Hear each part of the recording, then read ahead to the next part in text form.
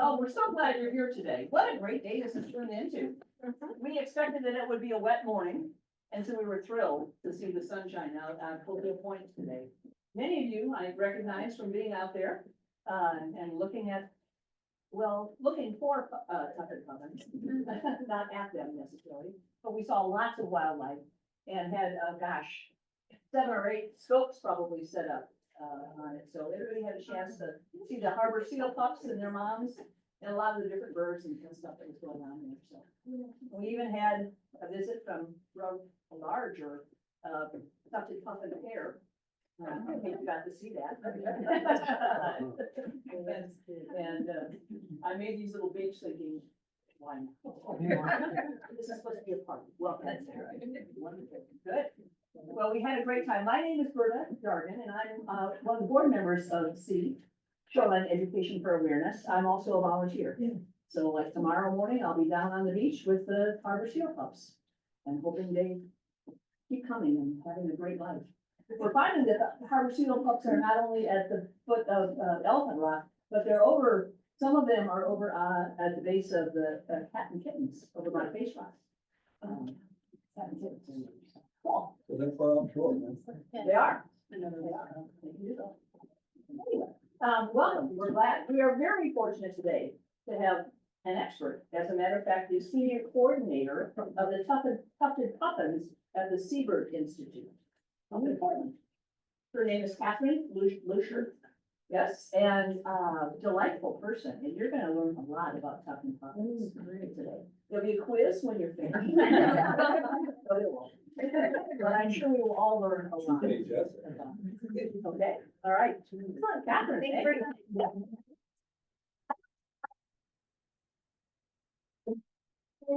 To see for inviting me here today on this beautiful day. I'm sure all your afternoons are like this here in the spring. My name is KatherineLuscher, and I am the Tufted Puffin coordinator with National Audubon's Seabird Institute, and I'll talk a little bit more about that in a bit. A few quick disclaimers before we begin. I will not be talking at you for 60 minutes. This is a community event, and I'm really hoping that we can engage with the community and learn from each other. Second, I am not an expert in puffins, but I know who the experts are and work closely with them. And so with that, I am able to share quite a bit of information with you about tufted puffins, specifically here in Oregon.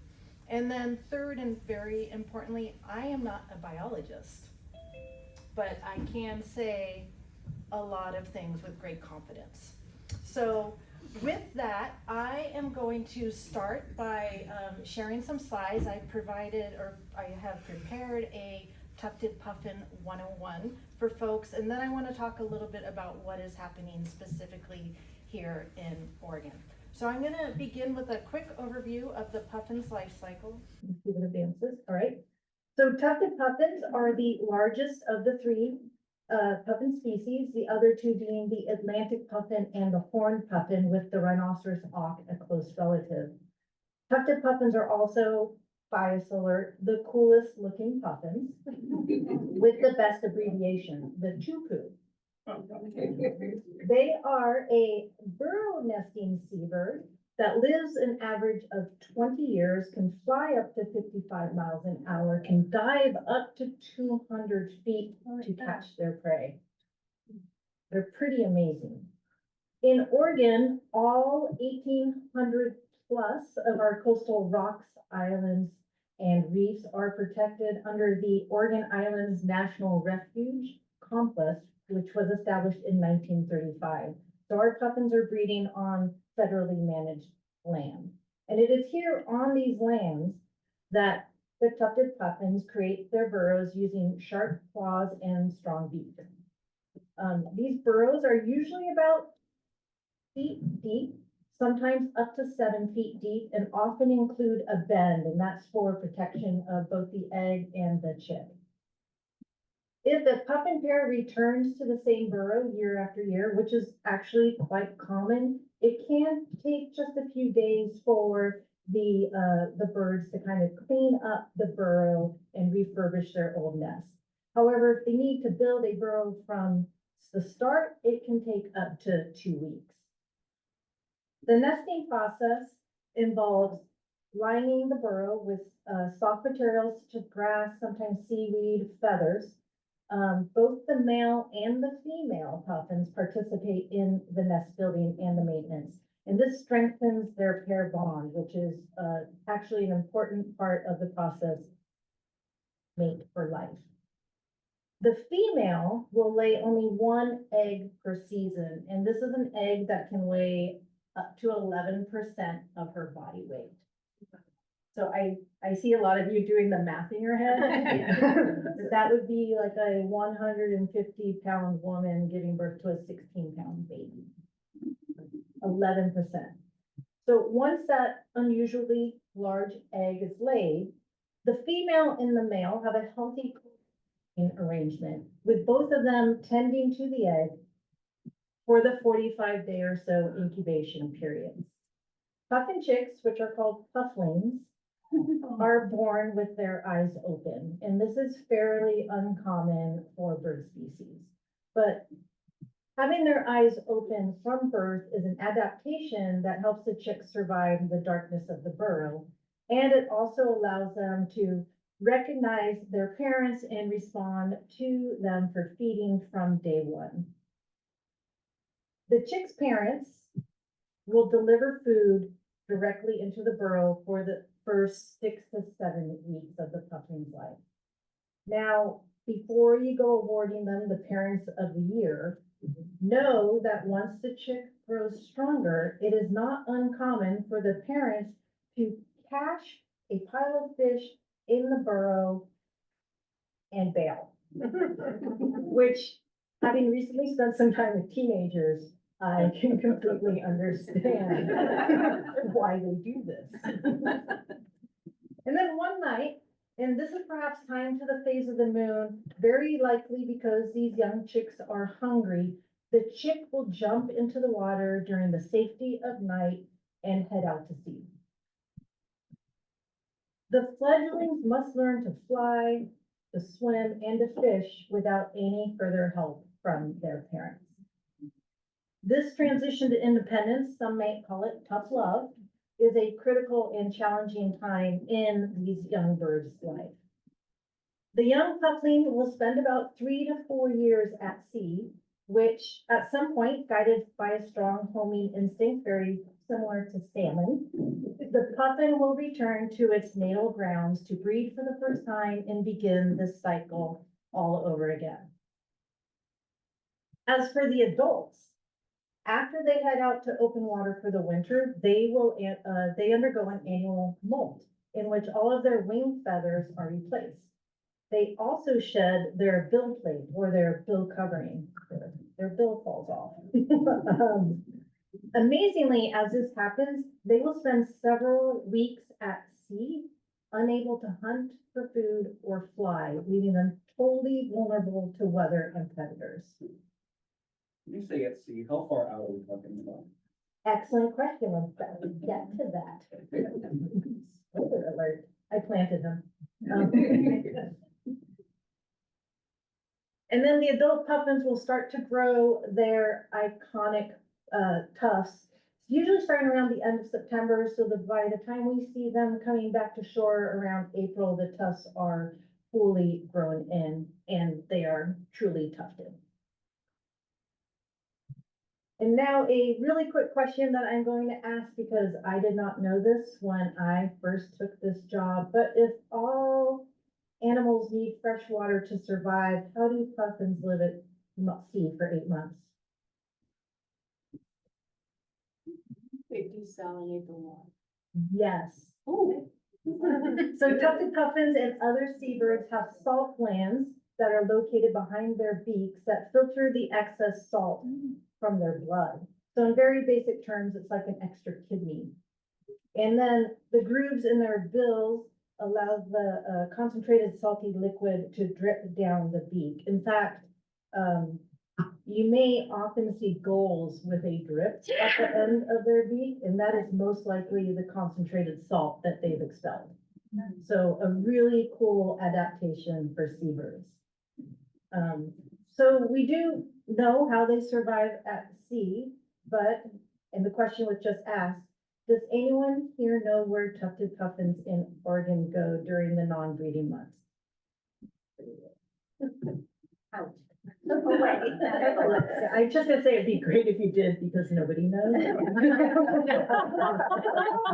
But we've narrowed it down to west of us, maybe northwest, maybe southwest. And if we look at other puffin species that have been tagged, they might travel up to 125 miles from their breeding grounds. But we do not know where the tufted puffins here in Oregon go during the winter months.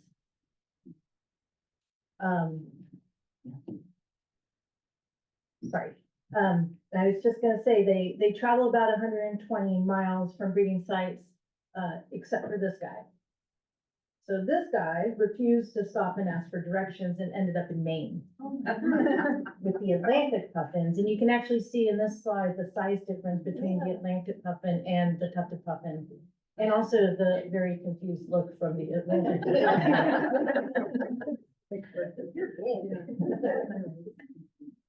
So although we do not know exactly where our tufted puffins spend their non-breeding season, we do know that more generally, with the exception of this guy, their range extends from the Farallon Islands in Northern California up through Alaska, Russia, and Japan. So following kind of that ring of fire. The greatest concentration of tufted puffins is found in Alaska. And while their numbers up in Alaska are fairly stable, here in their southern range from Northern California up through British Columbia, which is a range that is linked to the cold water current known as the California current, the population is experiencing a drastic decline. From over 20,000 in the 1900s, which sounds incredibly long ago until I remember that I am from the 1900s, to an estimated 2,000 birds just 5 years ago. Okay, so let's take a little closer look about what's happening here in Oregon. The most recent coastwide survey, which was done in 2021 and conducted by the U.S. Fish and Wildlife Service, estimated that we only have 553 birds remaining at 17 colonies. The largest colony is at Finley Rock up near Oceanside, and the second largest is in Haystack Rock in Cannon Beach. And yes, I noted the Haystack Rock in Cannon Beach because I know that Bandon also has a Haystack Rock. In fact, there are 3 Haystack Rocks along the Oregon coast, the third being in Pacific City. And technically, if you wanted to be a hoot at parties, you could let whomever will listen know that Oregon has in total 6 Haystack Rocks. But the other 3 are lesser known and also inland. They're located in the Willows near the Oahe and down near Klamath Lake. But back to Haystack Rock in Cannon Beach, which I've highlighted because that is one of the easiest places to see tufted puffins in Oregon. In fact, in the Northwest at low tides, Haystack Rock is connected to the mainland, earning it the distinction as the largest onshore population of tufted puffins in the continental United States. It's also a location at which we've been able to collect a lot of data about puffins over many, many years. And unfortunately, the data we've collected over the last 45 years or so is showing that the puffins at Haystack Rock have decreased by about 75%, with last summer's estimate at 102 birds. So we know they are declining along the coast, but what's causing the decline? We're still trying to determine that, though most signs point to one usual suspect: climate change.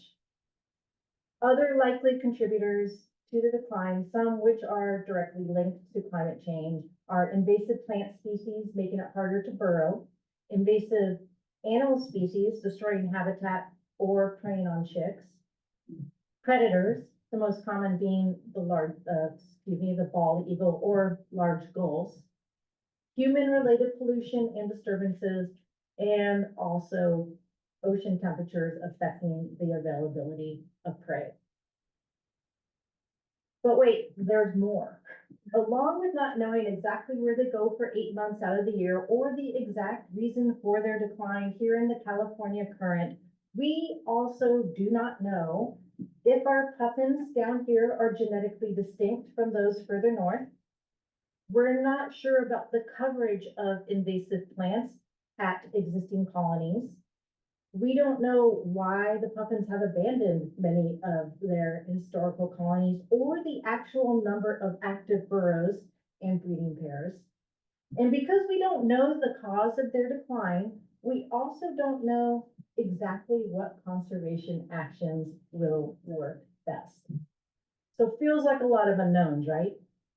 Imagine my surprise when I accepted the job and then found all of this out.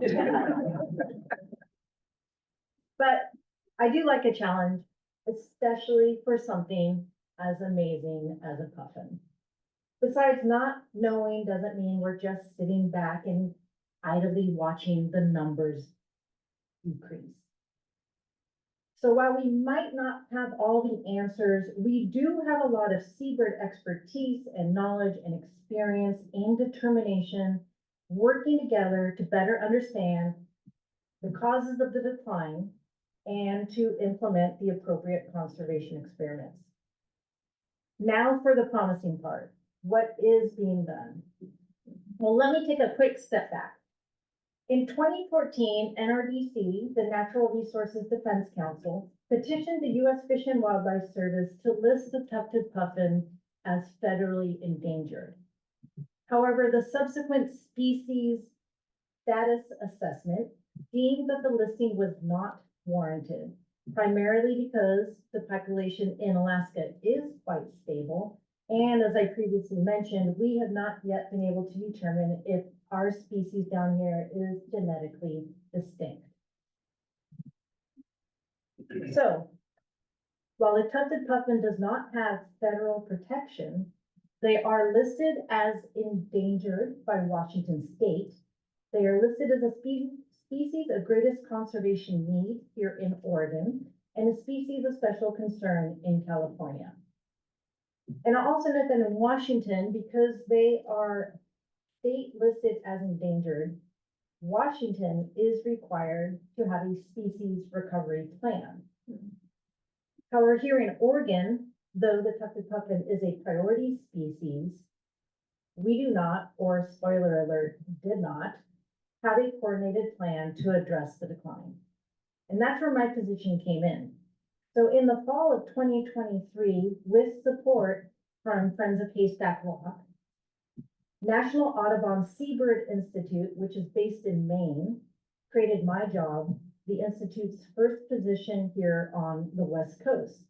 And it was primarily created to support the coordination among the various key players and to help leverage the limited resources available for tufted puffin conservation. I've already noted that I'm not a biologist. Rather, my experience is focused on community organizing, project management, and networking. Put simply, I am basically a professional cat herder, but I am herding very wise and dedicated cats. So over the past 17 months, as the new kid on the block, or perhaps the new kid in the burrow, I have developed relationships and had conversations with agencies, with nonprofits, with academics, with volunteers, all who are contributing to tufted puffin conservation efforts in California, Oregon, Washington, and Alaska. Here in Oregon, where I focus most of my work, I am supporting the newly formed Tufted Puffin Conservation Working Group, which currently is made up of 10 groups and is growing. At some of the initial meetings, we agreed that it would be helpful to have a shared plan to guide our work. Again, Washington, where the tufted puffin is state listed, is required to have a species recovery plan. Oregon is not, but requirements aside, Over these past 14 months, a subset of this new working group drafted Oregon's first Tufted Puffin Conservation Action Plan with a 10-year goal of halting the decline. The plan was recently finalized and provides us with a path forward to take action. This living document, meaning we will review it annually and update it as we learn more, includes the 5 objectives, which are simplified here on this slide. And each of these objectives has a list of priority strategies, which I'm now incorporating into a tracking sheet that will list all the identified actions, the lead entities, timelines, locations, and required resources. Basically, this will allow me to hold everyone accountable. As exciting as I know plans are, I can tell from your reactions, there were a number of projects that were taking place prior to my arrival, and there are also a few we are now looking to implement this summer. So let me share some of the highlights of those projects. Last summer, an intern working with Oregon State University researchers captured over 500 build load photos of adults bringing food back to their chicks in their burrows. If an adult's bringing food into a burrow, we know that burrow is active. So that's the one way we know if a burrow is active with total confidence. This project allowed us to analyze the diet of puffins up in Cannon Beach, and we captured images of Pacific herring, sardine, larval fish, salmon, squid, lamprey, and snipe. Birds with Fish, as this project is called, is a community science project that seeks to collect pictures of coastal birds with prey, and everyone is invited to participate as this work will continue this season. And quickly, another fun fact about puffins, since we're talking about foraging. Their beaks allow them to allegedly carry up to 60 fish, though you'll most often see them with not more than 10 or so, which I think is still impressive. And as you can maybe see in this photo, their upper jaw has these tiny spines that are called denticles, and that helps them to hold the captured fish in place while they hunt for more. So this is up to 60. I've never, that's just, I think that's the record, but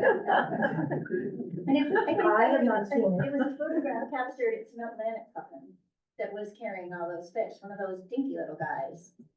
At 67 fish or whatever it was. So very impressive. In addition to the Build Load photography project, the U.S. Fish and Wildlife Service, along with Oregon Department of Fish and Wildlife and Audubon, are training and supporting volunteers to continue those surveys up at Haystack Rock in Cannon Beach, which have taken place over the last 14 years. We've also talked about gathering similar data here in Bandon, since I know many of you are out there already numerous times a week and probably have the numbers easily available.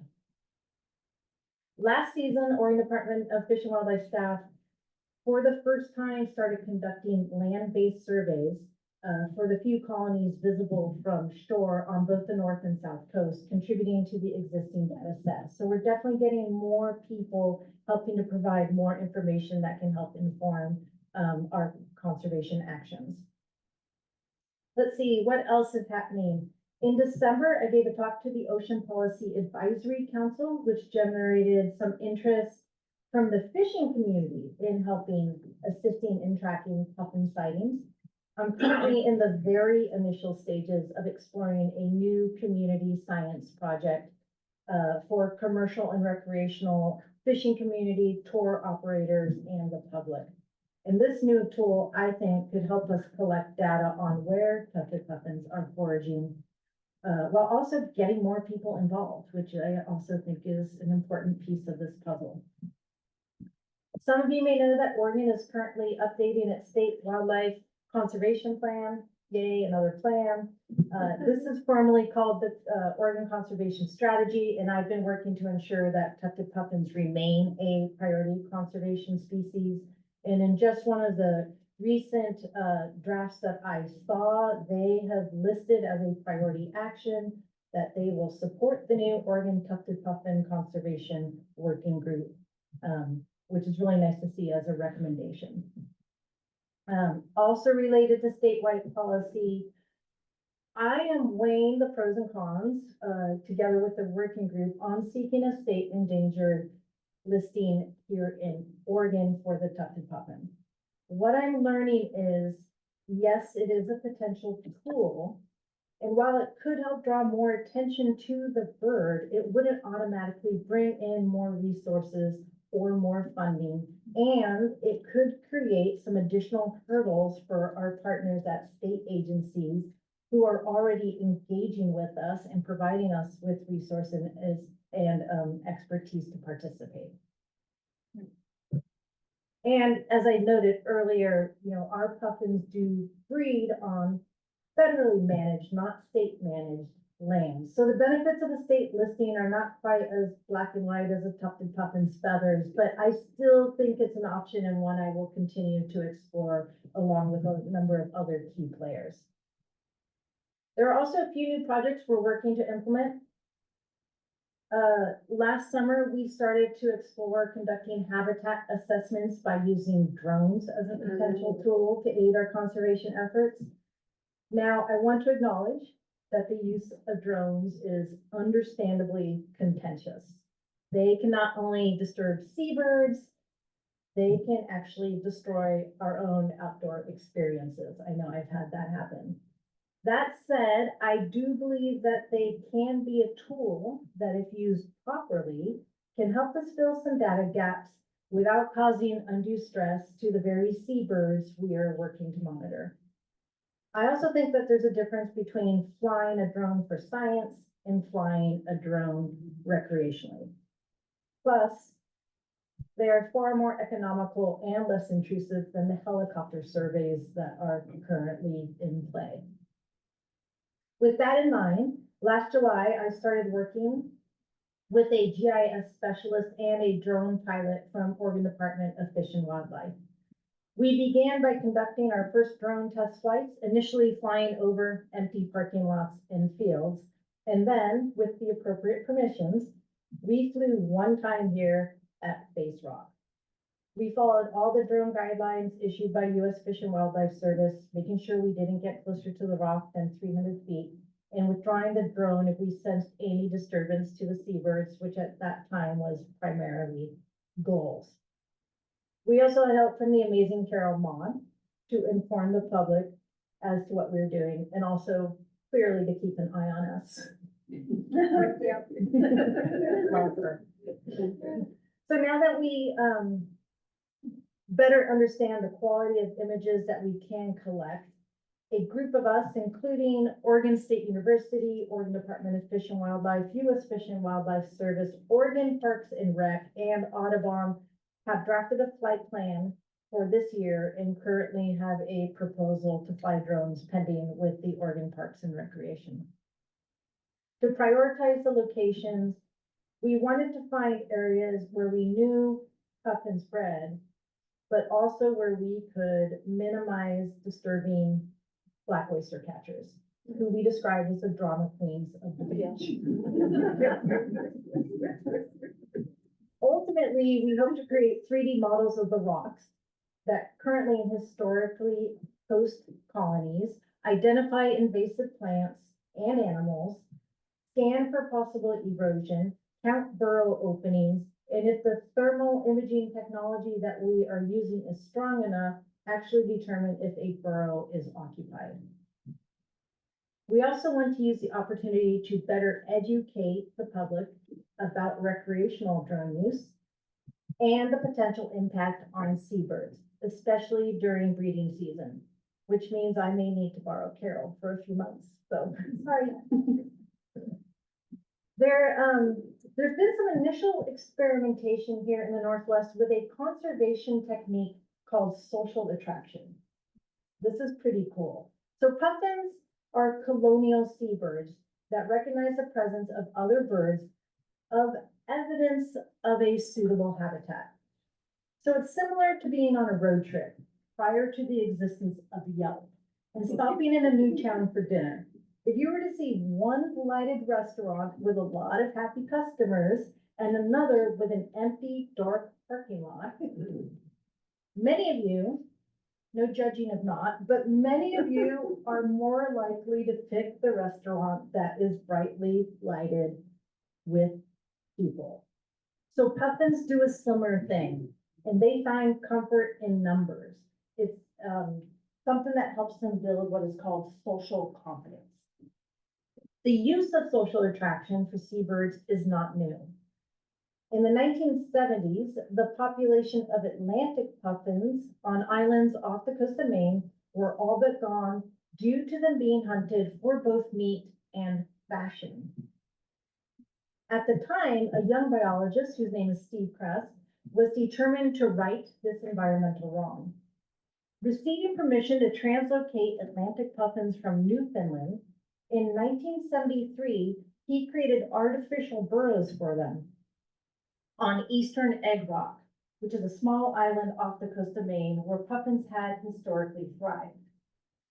In total, for 8 years, between 1973 and 1981, about 1,000 puffin chicks were translocated. It took about 4 years after the first chick fledged for an adult to return to eastern Egg Rock in 1977. And this was important because it told us that a puffin will return to where it fledges, not necessarily to where it was hatched. To encourage this bird and the others who followed to land, burrow, and mate, Dr. Kress installed decoys in mirror boxes to create the illusion of a thriving Atlantic puffin colony. Over time, the number of puffins visiting the island slowly increased and individuals eventually nested, resulting in the first restoration of a puffin colony anywhere in the world. Today, 5 decades later, the National Audubon's Project Puffin, which is now called the Seabird Institute, has restored more than 1,000 puffin pairs to 3 islands in Maine. But I think even more exciting is that the techniques that have been developed during this project have helped to restore seabirds around the world. So although we here in Oregon are not exactly sure why our tufted puffin numbers are decreasing, we do think, given our collective knowledge and expertise, that social attraction is worth exploring further. And just in case you are wondering, yes, the decoys are realistic enough to be effective. Sometimes too effective, as demonstrated by this bald eagle at a project up in Washington, whose excitement for catching a puffin was likely short-lived. So we have population counts and build load studies, community science, policy, habitat assessments, and hopefully soon social attraction. At the same time this work is happening with biologists and decision makers, the other part of my job is to help increase public awareness, engagement, and support for these wonderful birds. I will say that over the past year, as I've talked to the public and even as I've talked to my friends about my role with Tufted Puffins, the 2 most popular reactions are, I love puffins, because as far as I can tell, nobody hates a puffin. And the second most common reaction is, I didn't know there were puffins in Oregon. Which, among other things, tells me that they've probably never been here to visit Cosmo. But ultimately, I think that the public's lack of knowing about tufted puffins along our coast provides us with a real opportunity to introduce more Oregonians and visitors to our beloved, if not somewhat mysterious, bird. So recognizing this opportunity, several organizations, including Shoreline Education for Awareness, Bird Alliance of Oregon, which is formerly Portland Audubon, Friends of Haystack Rock Awareness Program, and others, have already been creating social media toolkits, educational material, virtual field trips, tufted puffin birding tours, and puffin celebrations like the one here today, as well as writing articles and blogs and social media posts. So a few examples: Oregon Public Broadcasting, OPB, highlighted our new collaboration in an article at the end of 2023. And I am hoping to work with them to update the Oregon Field Guide segment on Tufted Puffins, which took place in 2021. For the July-August issue of 1859, it's a magazine here in Oregon. You got its title because that's the year Oregon became a state. I worked with a freelance journalist and a student photographer on the issue's photo gallery, which was a 5-page spread featuring Tufted Puffins. I also worked with Bird Alliance of Oregon, formerly Portland Audubon, to co-author an article that went out to their membership, which again highlighted the collaborative nature of our work. And then internally at National Audubon, which historically has focused much more on Atlantic puffins, I have introduced the work we are doing via a blog on Audubon's website. I've also recently started a monthly Tufted Puffin post to the Seabird Institute's social channels, which I call Tufu Tuesday. And now the Seabird Institute lists as one of our 4 priority birds, along with the Atlantic puffin, the roseate tern, and the Leach's storm petrel, the Tufted Puffin. And then in an upcoming issue of Audubon magazine, which has a distribution of 1.6 million, we will be featuring the Tufted Puffin and some of the work we are doing here in Oregon. So some pretty exciting advancements over the last 2 years in terms of getting the Tufted Puffin profile. We're not quite up there with the Atlantic Puffin on the cereal box, but we're getting there. All to say, you can see from my to-do list, there are a lot of great things happening by a very determined, wise, and passionate group of people with whom I have the honor of working. To be clear, this doesn't cover every little thing being done by everyone involved, but it does provide some of the highlights. And I hope to be able to share even more of the actions as our work continues to gain momentum, not just in Oregon, but throughout the California current. But until then, I wanted to share with you something that always makes me smile, because it involves puffins. So last spring, a group of kindergartners, our next wave of Tufted Puffin lovers, participated in an art project. And each student selected a photo and then recreated it using watercolors. As they were painting, the teacher was sharing puffin facts with them. And she was convinced that she didn't think they were listening because they were so focused on their art.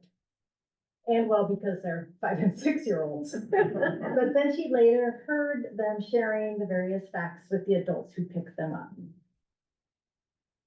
So these are just a few shots. Romeo was the youngest of the artists and took a little bit more of an impressionistic.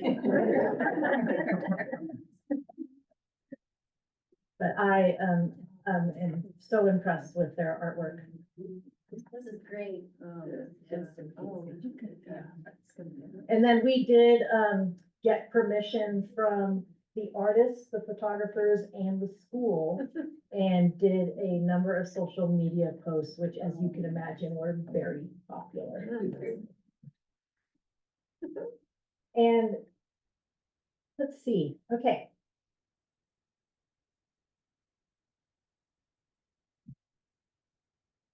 So I just wanted to, again, thank everyone for being here today. I wanted to close with a few thoughts, and I would love to encourage all of you, if you are not already, to get involved with local groups that are doing so much good for seabirds and other species, including, obviously, Shoreline Education for Awareness, who invited me to come speak here today to all of you. And small local nonprofits like SEA get so much done with so little and rely on community support. Basically, I think of them as the poster child of the popular saying, if there's a will, they would love to be in it.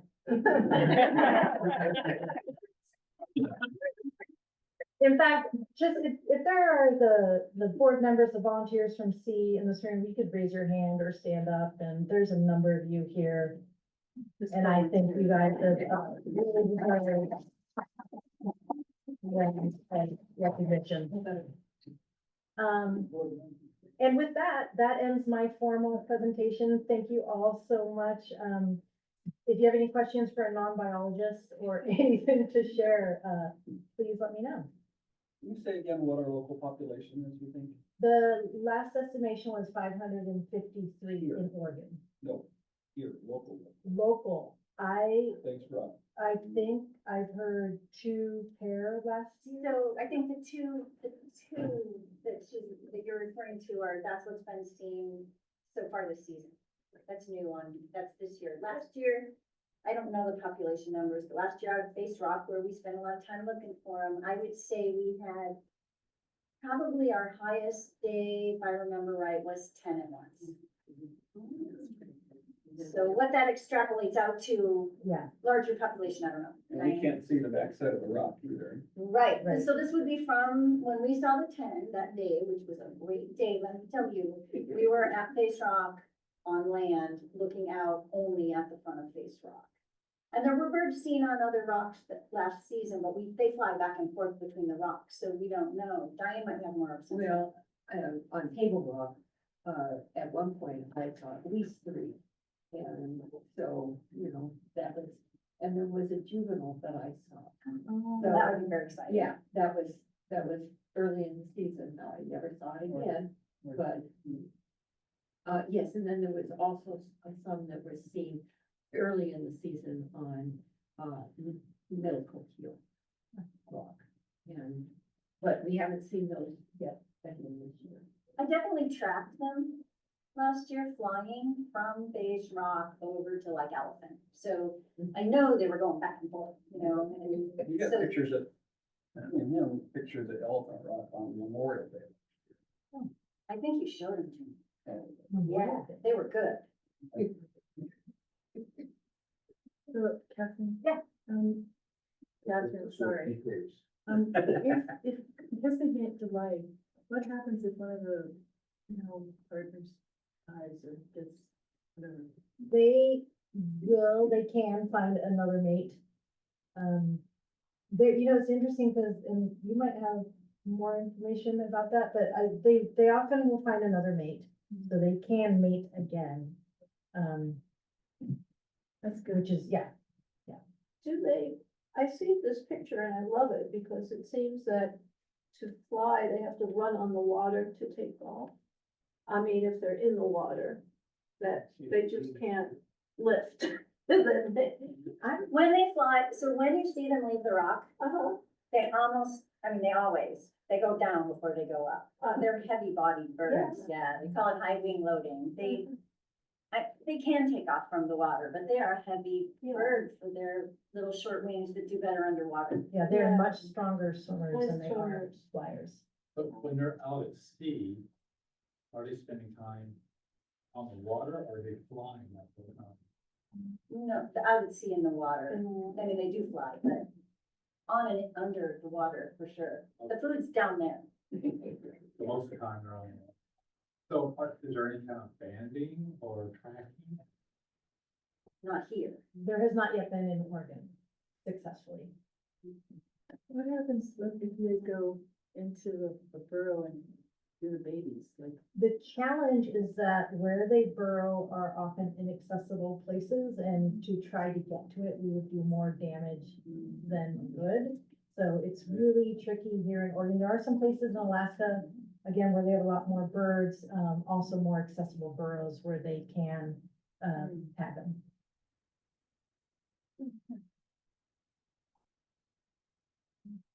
So you have a lot of unknowns. Yeah. Right? So then that makes it difficult to answer this question, but what can we do as a community? What would you recommend? Like, what are some of the top 3 things that we can do, other than, obviously informing other people about them, which we do. What else would you recommend? It's a great question. Thank you for asking it. I do think getting involved locally is key. I think talking to decision makers about tufted puffins, I know there's a lot of priorities that are getting, understandably highlighted right now, but, I think seabirds are somewhat of an indicator, for our environment at large, and I think we need to be paying attention to what they are telling us. So I think to the extent we can, invite decision makers to come visit and take them on tours and talk to them about what we are seeing, even the incidental information that you have is incredibly valuable.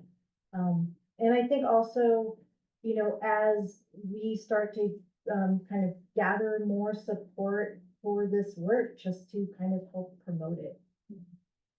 It's sometimes really hard for seabirds. A lot of people, because they're on the coast, and so they're not on people's radar in the same way they might be for you, or decision makers, really. So it's a really important question. I mean, it's not as easy as, turning your lights off at night. It's a really good question. It's one that we're constantly, in terms of like community engagement, a number of us had a conversation about like, what would our call to action be? Specifically, what kind of call to action could we have on a statewide basis? And we haven't yet quite figured that out. Do you have a protocol for watching puffins? We have a protocol for haystack rock. It works down here at Phase 1? I bet we've actually talked about, when I recently met with US Fish and Wildlife, there was interested in bringing something similar down here to Face Rock, because like I mentioned, you already have community members who are out there watching the rocks and gathering information, whether it's being officially documented with US Fish and Wildlife is the next, I think, logical step. So I think you'll be hearing soon. The protocol, I think, is transferable, but there's some of the details that we would have to make specific to Bandon. Do you look at eBird data? eBird? Do you look at the data on eBird about puffins? I look at it mostly to see where people are seeing the puffins. The protocol with US Fish and Wildlife is it's a very specific stepwise process. But it is helpful to see where the puffins are being seen.